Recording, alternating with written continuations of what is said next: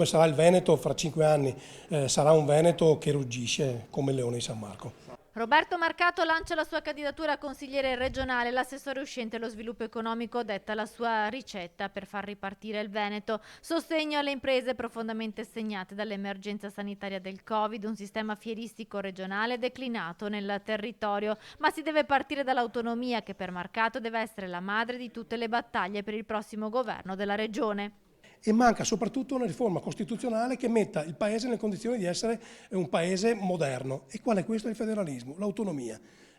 Io sono convinto che sia l'unico sistema. Perché molti dirigenti non vogliono l'autonomia?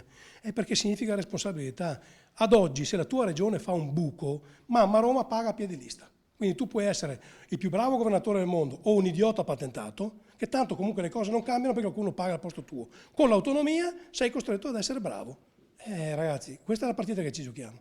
Sul diktat imposto da Salvini ai militanti di votare Lega anziché lista Zaia, Marcato rassicura nessuna tensione nel partito. Il fatto della circolare non è un diktat di Salvini, è una decisione che abbiamo preso noi come direttorio Lega regionale assieme al Presidente Zaia, anzi è stato lui il primo a dirlo, e cioè che la Lega, le sezioni della Lega, i militanti della Lega devono correre, ma com'è naturale che sia, per i candidati della Lega.